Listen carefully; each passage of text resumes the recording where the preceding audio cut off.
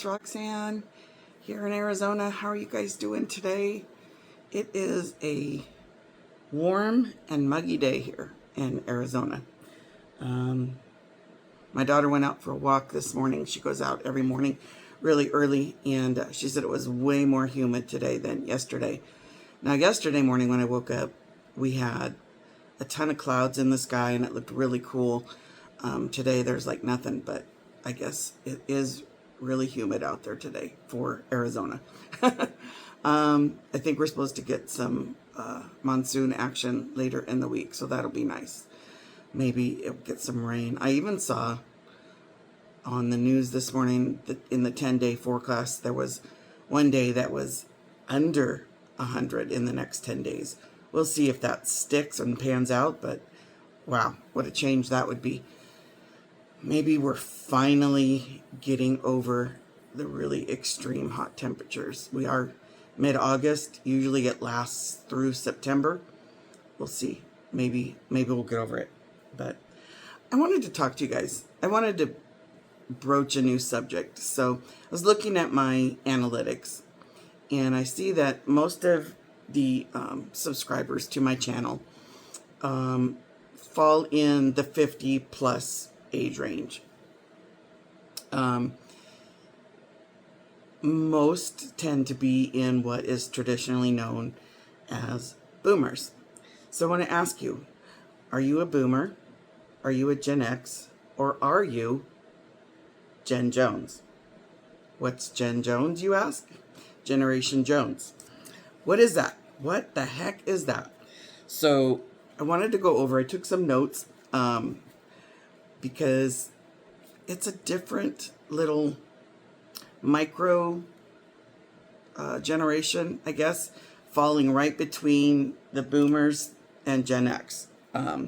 So I wrote down notes, so I'm going to be reading a little bit. I should put them up here so I can look at you guys. But the term was coined by a cultural historian by the name of Jonathan Pontel.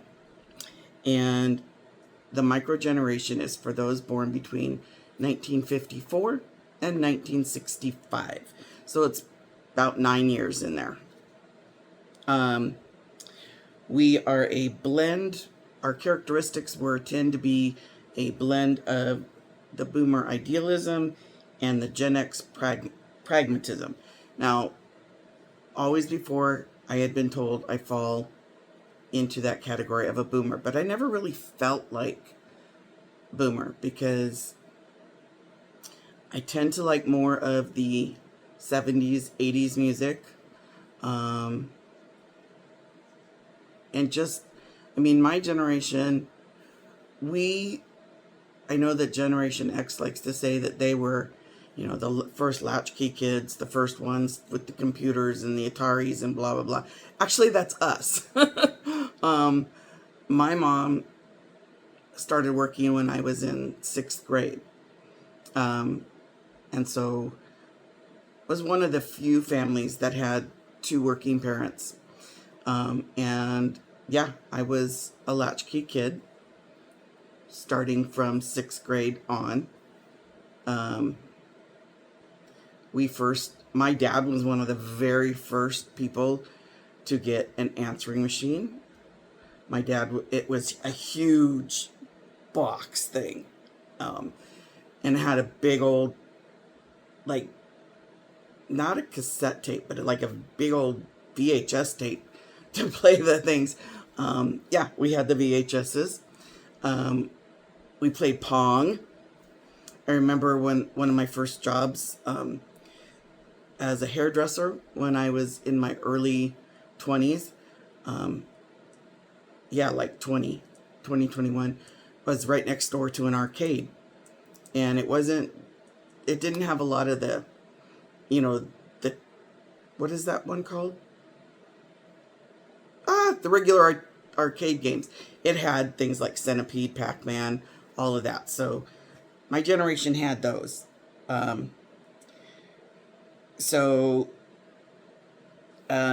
they say about Generation Jones is that they call them pragmatic idealists. We grew up with a promise for a prosperous future, but were later met with all the economic recessions and lowered expectations.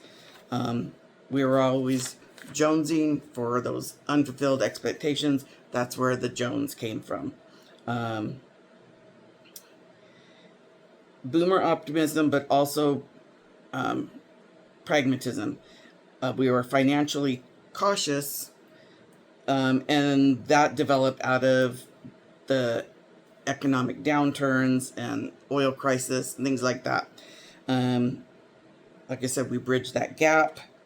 We absorbed characteristics of both the boomers and the Gen X. We've got that little bit of edge to us that the Gen X, we're not quite as edgy as the Gen X, but we're not as calm and easygoing as boomers. Our coming of age was during a period of significant social change. We were too young to be actively involved in civil rights and the Vietnam War, yet those were what were going on and was shaping our generation growing up. So we had that. We had, our big cultural influencers were people like Bill Gates, Steve Jobs,